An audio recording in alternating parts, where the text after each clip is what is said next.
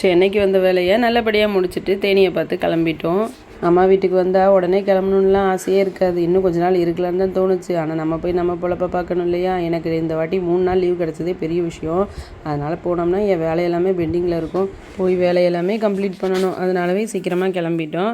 வண்டி ஒரு இடத்துல நிப்பாட்டிட்டு டீ சாப்பிட்லான்னு சொல்லி எல்லாருமே இறங்கி டீ காஃபி அதெல்லாம் சாப்பிட்டுட்டு அப்புறம் இந்த காஸ்டியூமில் நான் நல்லா இருக்க மாதிரி தோணுச்சா, அதனால் எனக்கு கொஞ்சம் ஃபோட்டோ எடுங்களேன் அப்படின்னு சொல்லி என் பையன் ஹஸ்பண்டோடு சேர்ந்து ஃபோட்டோலாம் எடுத்துகிட்டு கிளம்பணும்.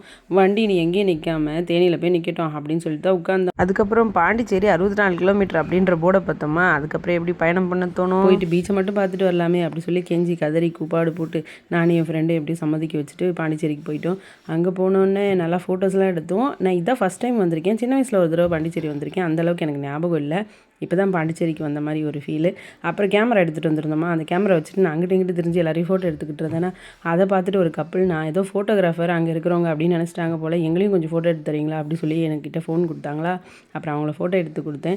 அப்புறம் என் பையனும் ஒரு ஃபோட்டோகிராஃபர் ஆகிட்டான் அப்படின்னு நினச்சிட்டு அவனும் போஸ்லாம் கொடுத்து ஃபோட்டோ எடுத்துக்கிட்டு இருந்தான். டூரிஸ்ட் பிளேஸ்னாலே அங்கே விற்கிற மாங்காய் வெள்ளரிக்காய் இதெல்லாம் வாங்கி சாப்பிடாம எப்படி, அதனால் நாங்களும் வாங்கி சாப்பிட்டுட்டு போகிற வழியில் பிரியாணியை வாங்கிட்டு போயிட்டேன். ஏன்னா எந்த ஹோட்டலுமே உட்காந்து சாப்பிட்ற அளவுக்கு எங்களுக்கு டைம் இல்லை. அது இல்லாமல் கார் பார்க்கிங் இல்லையா, அதனால் வாங்கிட்டு போயிட்டோம். அந்த ஊர் சைட்லாம் தொக்கு பிரியாணி இல்லை 65 பிரியாணி தான்.